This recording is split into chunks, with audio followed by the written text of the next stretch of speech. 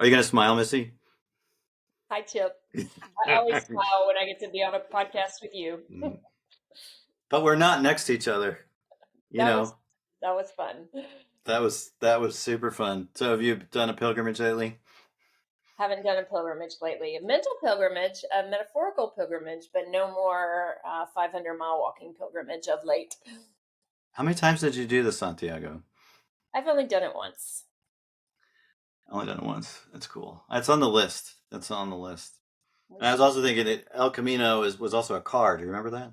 I not only do I remember it, Pontiac was my first car. Well, there you go. Yeah.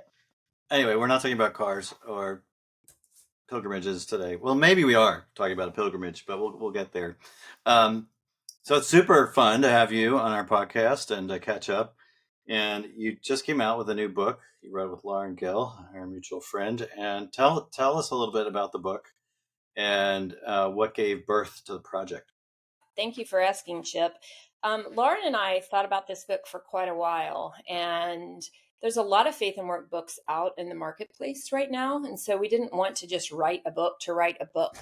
But we noticed a couple of holes in the market, and they were very aligned to the work that we were doing day in, day out.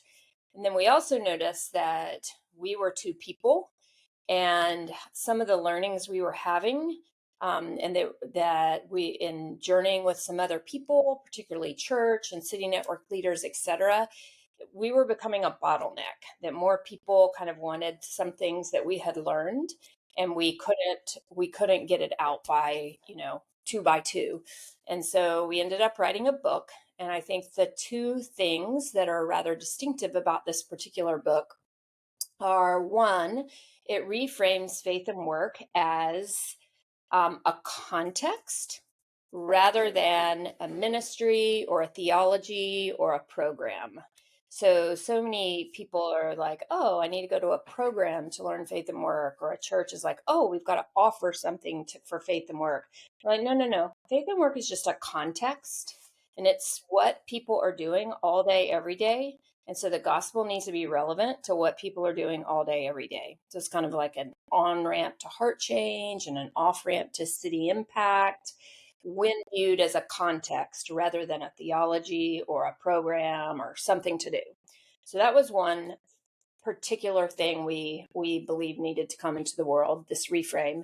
And then the other is we ran into church leader after church leader after church leader, both lay and kind of professional pastor types, saying, please help us figure out how to do this in our own church.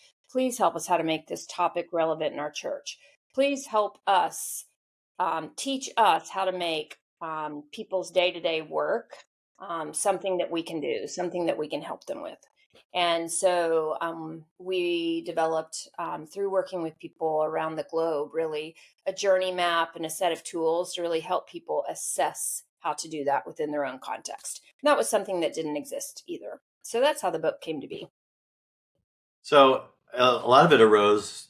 I mean, it's part of your own journey. It's part of the work, some of the work anyway. You've given your life to faith and work integration, that kind of thing. But also arose out of um, conversation, right? It arose out of all these interactions that you and Lauren are having with people. What were some of the surprises that in those conversations? Mm, Um, that's a yeah. great. That is a great question.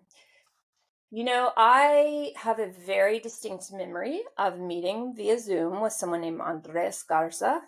He works in Monterrey, Mexico, and he was an urban planner before he was a pastor, and he was a pastor before he was a city network leader, and then he Hmm. was a city network leader before he was kind of the head of Latin America for kind of a gospel movement.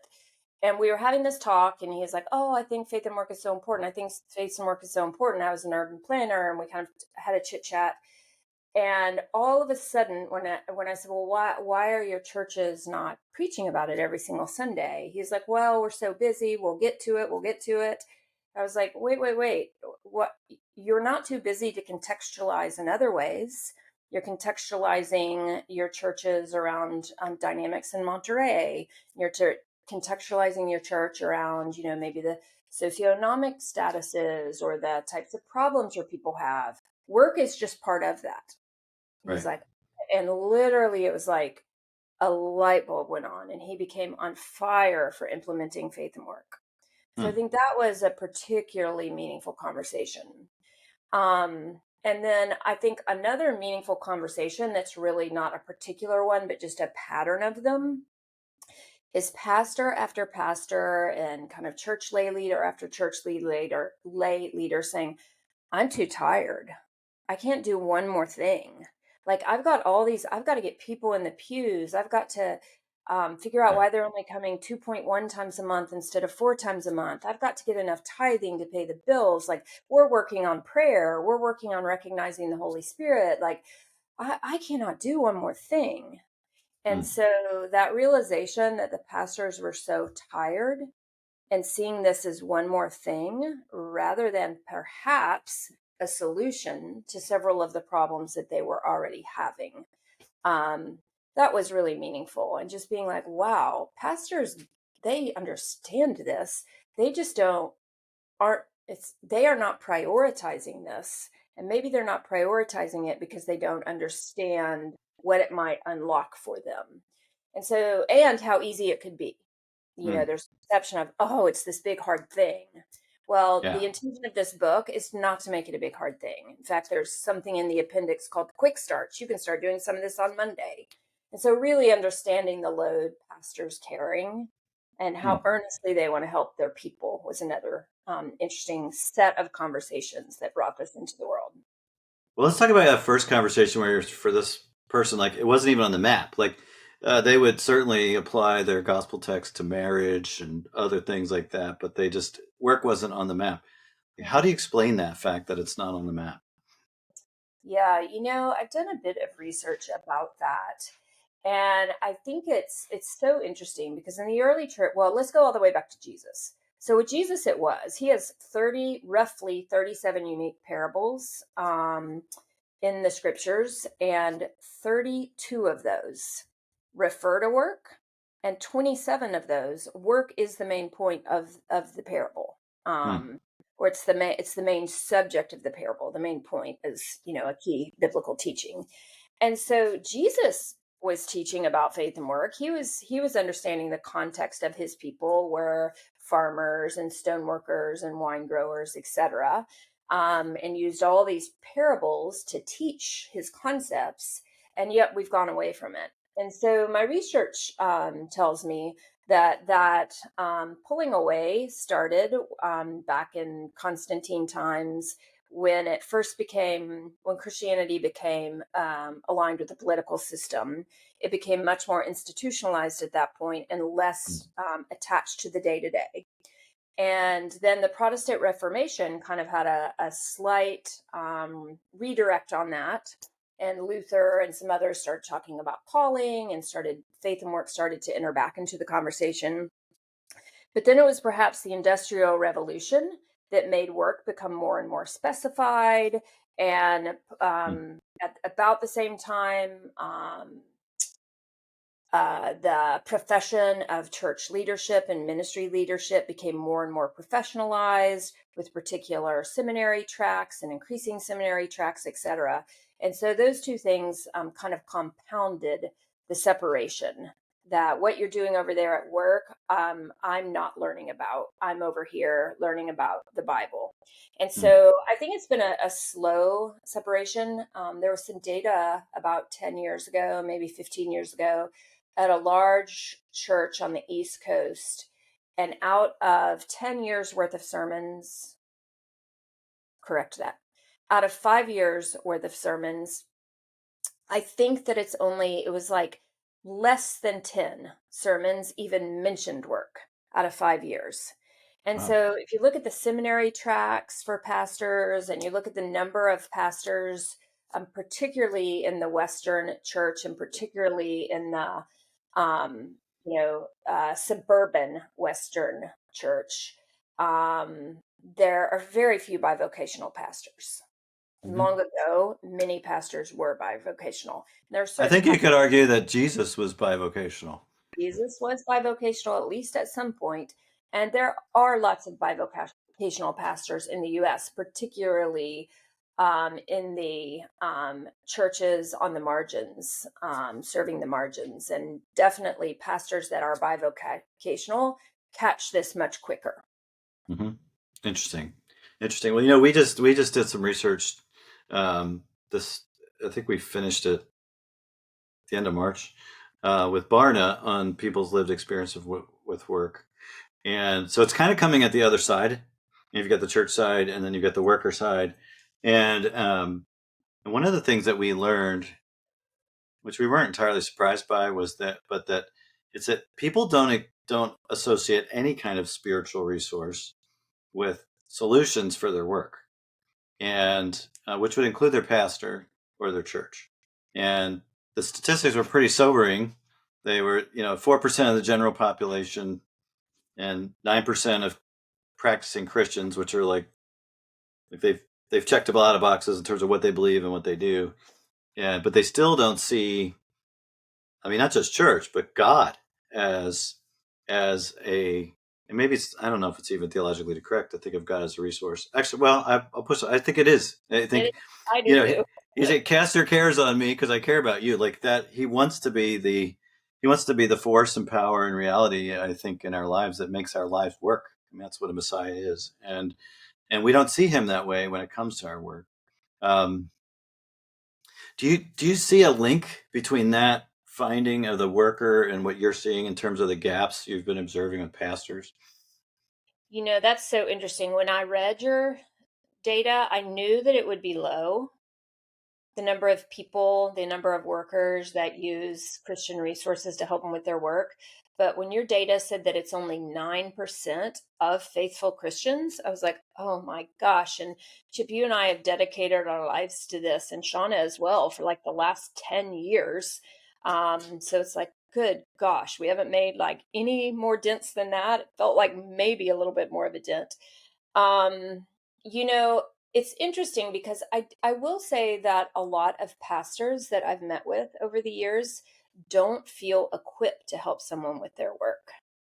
And because the work has become so specialized, I don't understand software development. I don't know Right. understand fintech. I don't understand whatever it is. But what was so interesting about the challenges out of your research, the challenges for workers, they were one of the top four challenges was interpersonal problems. One of the top four challenges was kind of workload and time management, and so these are things pastors know very much about.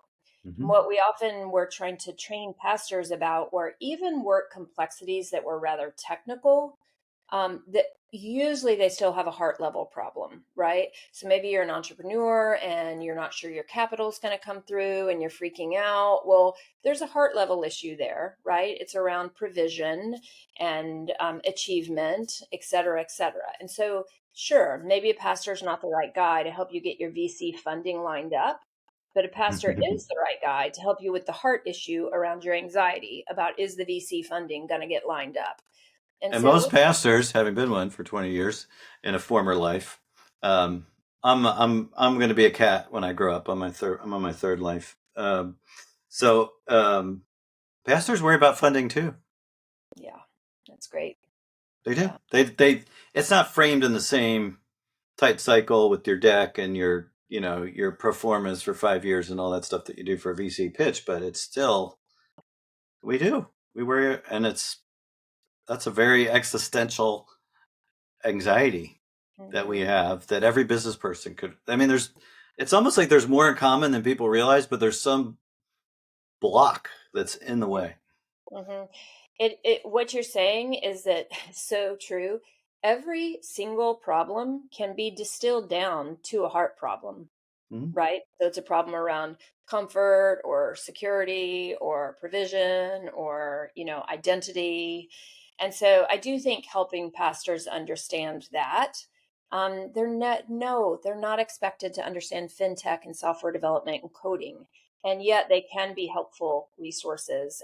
And it can be as small as putting one work example in every single sermon that you do. It could be that small, something you're already doing every day. You're already prepping every week anyway, just Mhm. at a workplace example. So it's really small tweaks we're talking about. It's not sea change, blow everything up. That's really good. I think, and I know you guys talk about it in the book too. There's a couple of things that, so just a quick rewind.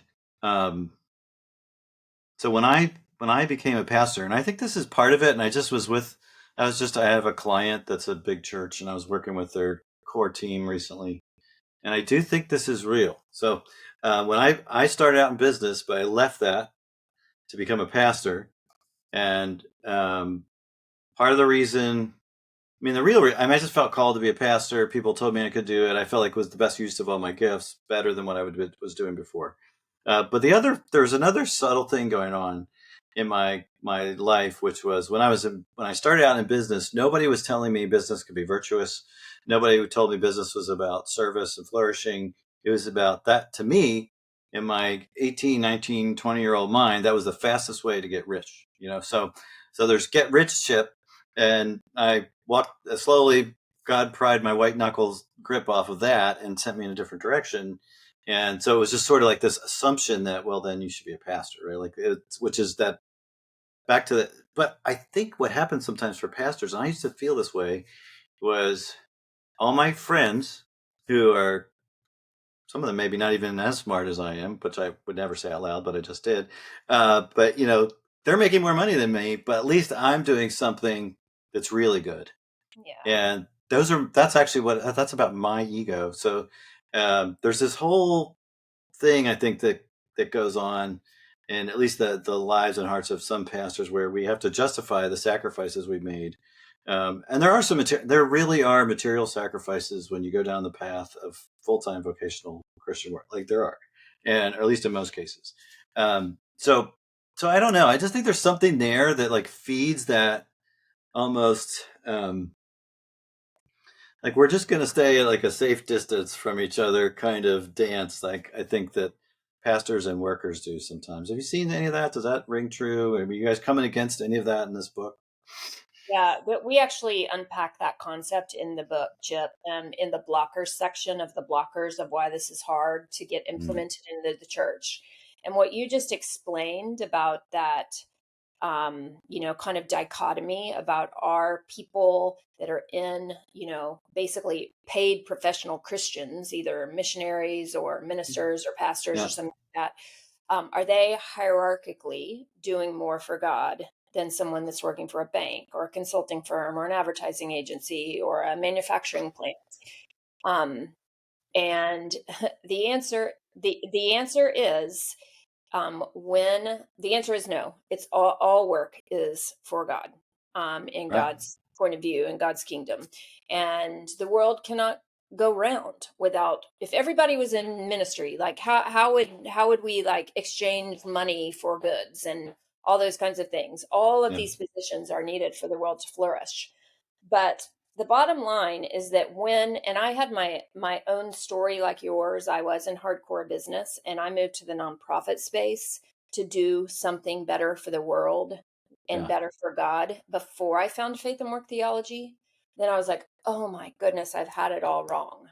And so the thing is, when someone in a helping profession or in a ministry paid Christian leadership position thinks to themselves, well, I'm doing this for God, when they get very frustrated, they're indirectly saying, and the others aren't.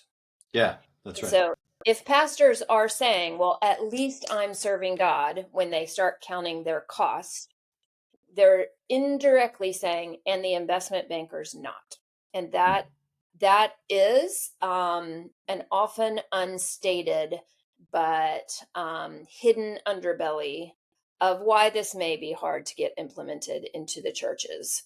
And I say it with just like incredible respect for pastors and humility, because I've done it myself. So Hmm. It reminds me of a book. I don't know if you remember the book called How the Church Fails Business by John Knapp. But he yeah. basically says it's almost like a conspiracy, because it's like you've got some of these unspoken, hidden, we don't want to talk about it, ego needs of pastors to sort of justify, like we need to have the better vocation, like that's.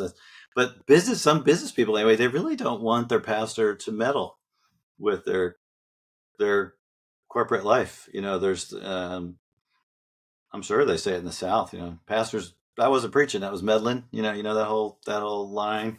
Maybe they Yeah. don't say it in Presbyterian churches. I'm not sure, but anyway, they there's just a sense of like, I've got my business thing going here. I've got my financial plan, and I don't really want.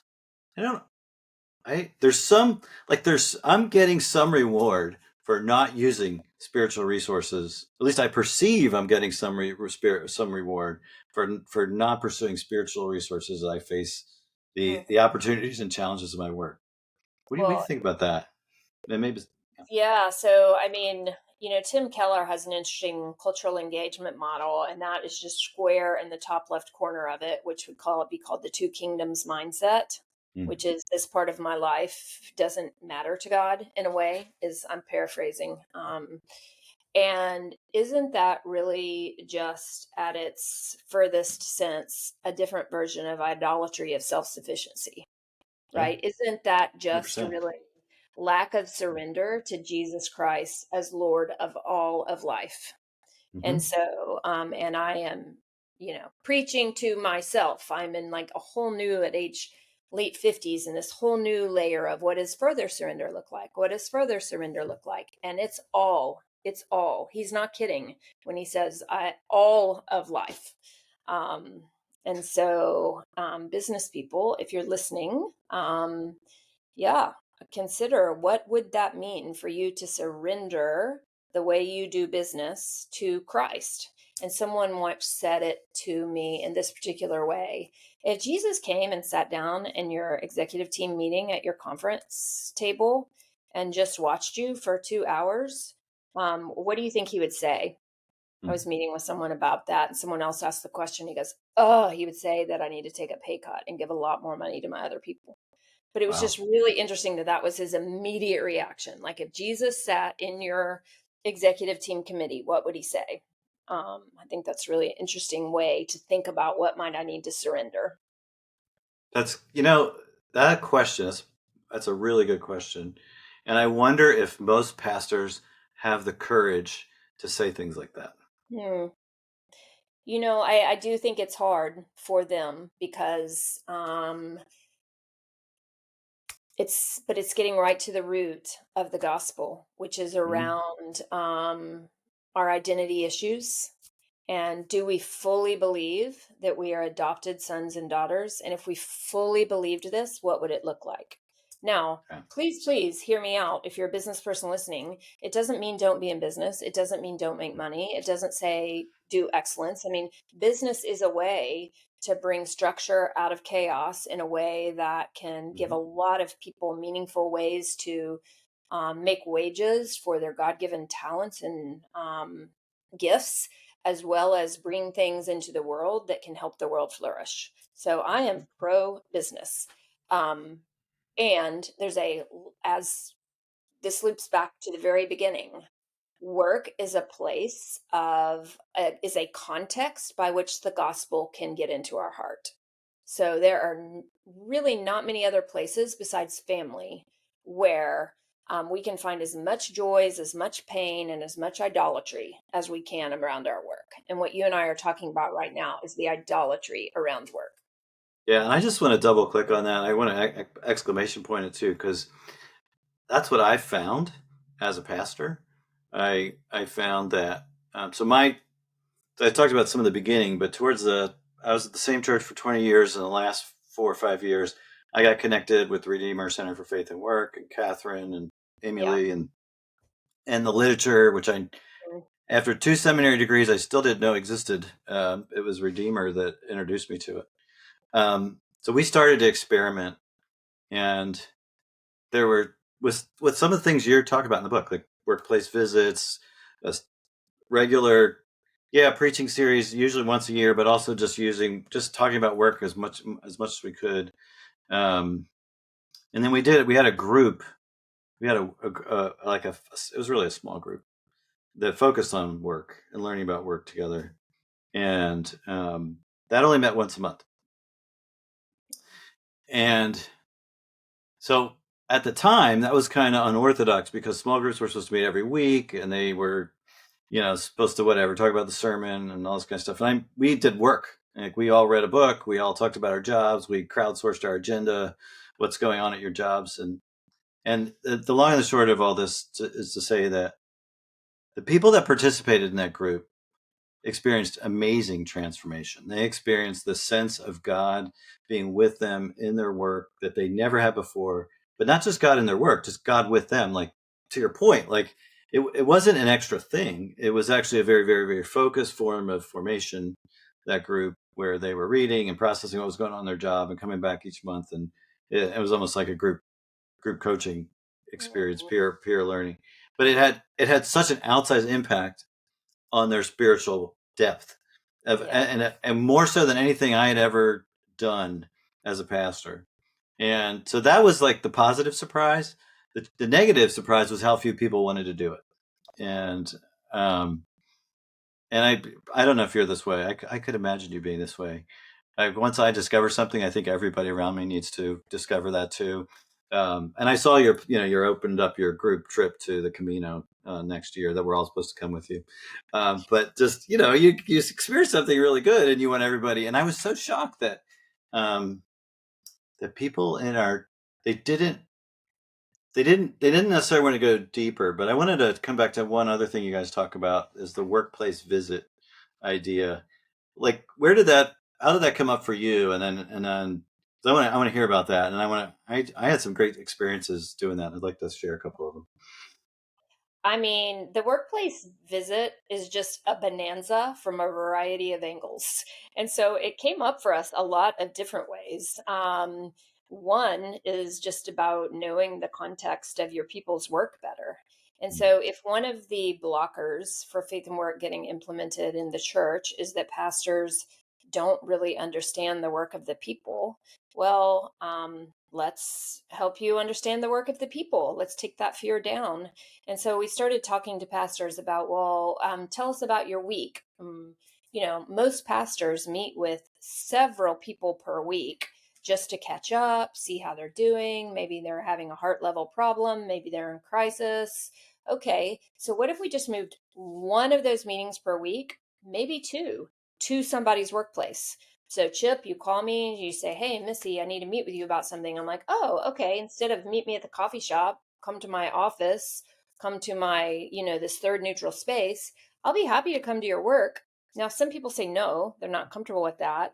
But a lot of people say, oh, that'd be awesome because of logistics. Now, hybrid work has changed all that. So, granted. But you go to someone's workplace, you immediately say to them, your work matters. Mm-hmm. Whether we talk about your work or not, your work matters. Then I walk around and I'm like, wow, I see in these 49 cubes in this like cube field here that your work environment's really loud. This must be really stressful. I see a lot of people like with heads down, a lot of anxiety. Tell me about the pressures you feel here. You just suddenly can see visual cues that Yeah. help you ask questions like, what are the pressures like here? And then suddenly you start to understand the heart level issues of this person's work, whether you understand the content of their work at all. And so we realized if you just do this once a week, or let's even say once a month, you've seen Mm-hmm. between 12 and 50 workplaces in 1 year. Multiply that over a 10-year career, you go to 500 workplaces over 10 years, you're going to understand work. And so it originally started to help pastors understand the people that participate in their programming in their church. But what we found, to use your word, was an outsized benefit of the people feeling like to glassy eyed tears level of, wow, no pastor has ever cared about my work. Just Yeah. showing up at the workplace says your work matters. It's huge. I remember so my pastorate was outside of Philadelphia. So I went into Philadelphia and I visited the senior level guy in our church who was a head of marketing at a company, a big company. And he spent like he wanted me to meet everybody on his team. He Uh-huh. showed me all around. He took me to lunch. He was so happy to talk about his work. And I think there's totally, yes, like here's a pastor who cares about, like, every Sunday I'm trying to get him to do what I'm doing, like sign up to do this or give to that or whatever, or follow the spiritual practice. But here I was curious about what he was doing. And I almost felt, Missy, like he actually doesn't have anybody in his life that's actually curious about his work. You're Mm-hmm. like, I mean, his wife wants him to make a paycheck. His employees are all up and down a pecking order of authority. And so they have their own issues. They may like him as a boss, but that's not the same thing. Like, who's just really curious about how he inhabits his work and what they do and what's working, what's not? Nobody. And I think a pastor can do that when they show up on the job. It's And really, really powerful. in the book, there are you may have noticed that a very large like I don't know, the last 20% of the book is appendices with QR Mm-hmm. codes, and there actually is a workplace visit guide It's really in the good. book to help a pastor. Like, here's what you can ask. Here's how, just to make it easier to start crossing that threshold into people's workplaces without feeling awkward. It's really good. Another thing though that pastors need to be ready for is a little reality therapy. Because after I moved to New York, I kept doing this, and I sat in the waiting room for two different senior level folks, and just the frequency of f bombs was like, it was more than Goodwill Hunting. I mean, it was unbelievable. And I'm not uptight. I mean, I'm not like, I didn't say a word. I just was like, oh, this is a little different than the church office. Yeah, And you yeah, just need to be prepared for that. It's fast. It's often brutally honest. It's F this, F that. And this was white collar offices of one case, a Fortune 500 company. That's just the way it is. And I think sometimes pastors, we really are out of touch with the way things happen in the real world. And it's good I think it can kind of help us become a little less overly pious. yeah. And Um, it's back to understanding the context of who yeah, you're I mean, this is dealing with. just That reality. And that is yeah, their. it's the context. I also think it gives pastors, if I can say one more thing, I think it can give pastors an imagination also for the unbelievable impact an unleashed laity person can have in Mhm. their workplace with just like tiny micro movements of bringing the gospel to bear in their workplace. Because if you think about, if you've got that leader in that Fortune 500 C suite that you were visiting, okay, he could come give 2 hours a week to doing very meaningful work like feeding the homeless or whatever else the church tends to ask people to do for service. Or we could unleash his 40 to 80 hours per week, thinking, hey, you are overseeing 300 employees and you manage like 50 suppliers. What happens if you were thinking about how the gospel bears on that? Chances Yeah. are his ability to impact the world for good is higher if you are unleashing his work hours and not just his volunteer hours. Yeah, if he's following his faith and drawing on God's wisdom and strength, and that changes his spiritual life internally. And if he looks at it as a place of calling and mission, broadly defined, not narrowly defined, then it changes that too. Like he's working for God or she, full time, Yeah. just in that calling. That's really good. On this workplace visit thing, and so many of our listeners won't be pastors. They'll be people that go to churches. This is something you can initiate, listener. You can ask it's like take your pastor to work day. You could, maybe that's what we should all sponsor together. Because it's like, because it just opens the door. Maybe makes it a little easier. But somebody just needs to go first. It'd be great if the pastor goes first, but it just doesn't matter. Somebody just needs to go Yeah. first. Hey, Pastor, can you meet with me anytime this week? Any chance we could do it at my work? Yeah. Um, Yeah. would be so good for him or her. Yeah. Have you, as you guys have rolled out the book, can you think of some churches that have really embraced this and are living this out? Maybe use them kind of as Hmm. creating some of the frameworks, but just some examples and Yeah. things that they're seeing. So there's so many ways that this can be implemented. And there are so many churches doing small parts of implementing this and often large parts of implementing this.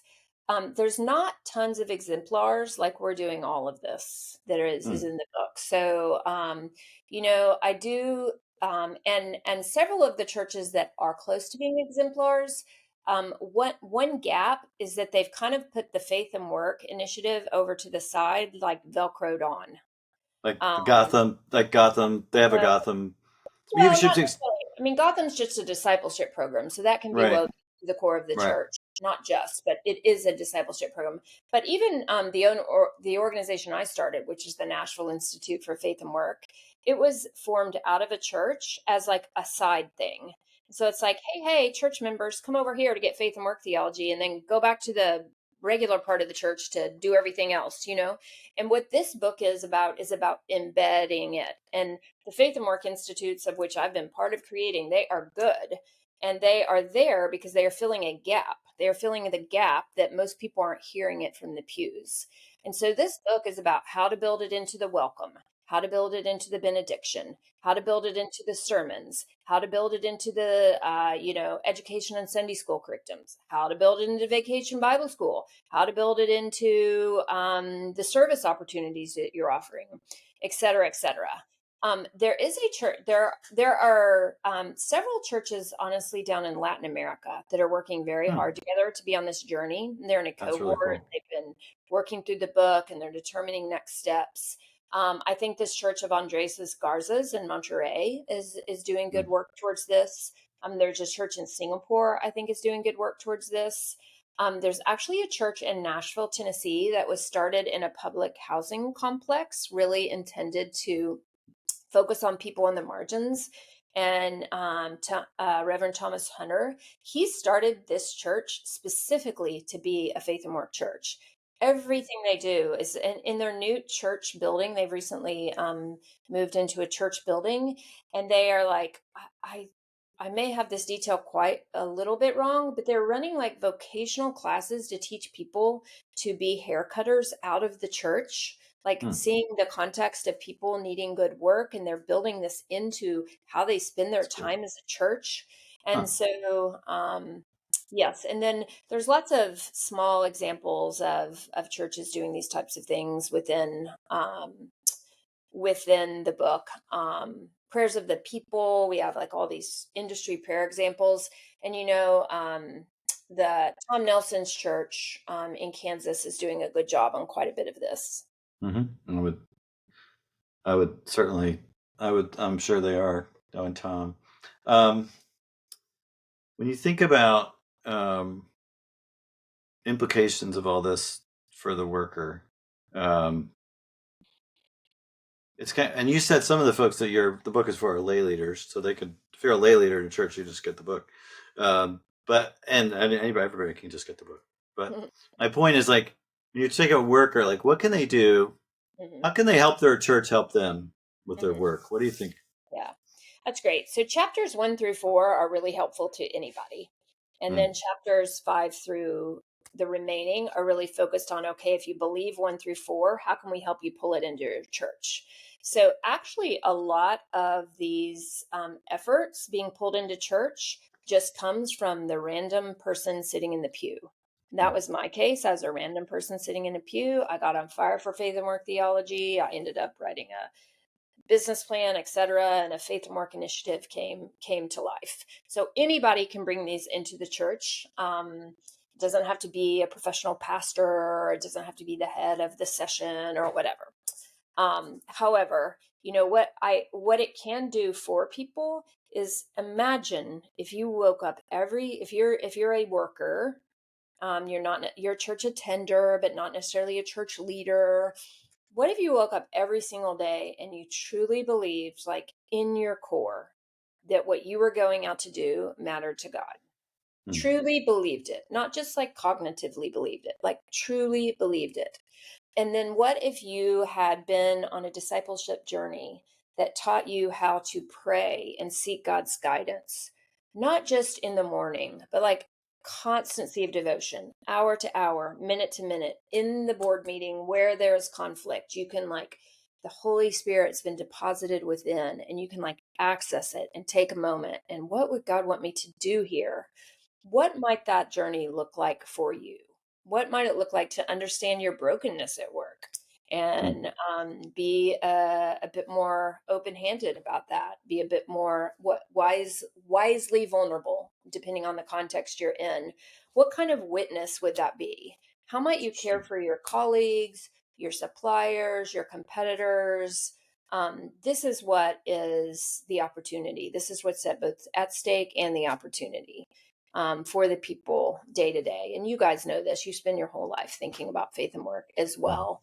But to anyone listening that's like, whoa, that would be amazing. Well, let's go. Let's get your church building these things into the day to day of the way the church does ministry so that you and those you worship with can experience some of this reality.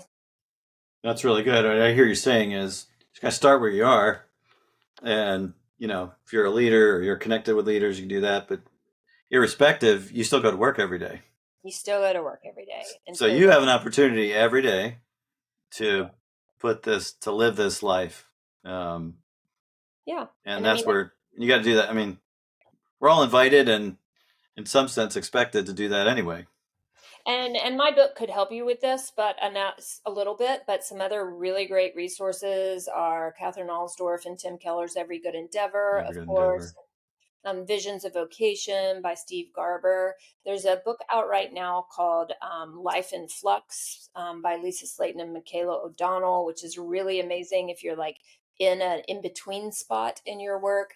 There's also a really new great book out called When Work Hurts by Meryl Herr.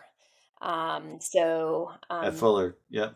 yeah, restoring when you're beat up and burnt out. And so there's a lot of resources out there for the day-to-day Yeah. worker. Excellent. That's true. That's true. And this is kind of gets you started on some of that, your book, and then helps you tee up where a church can go. So Yeah. excellent. Yeah. Missy, great to see you, as Great to, always. good to see Although it's more fun in 3D. you. Always. But aren't we Thank thankful? you. And we wish you guys all the best with this project and look forward to continuing to collaborate. It's going to be Yeah. fun. Thank you. I'm grateful that your data of only 9% of Christians having access to church to resources about work being will help us galvanize the church to being like, okay, let's do something about this. Yeah, this is a problem that needs to be solved and can be solved. Yeah. Thank you. Thank you for all your work. 100%. Yeah. Take care.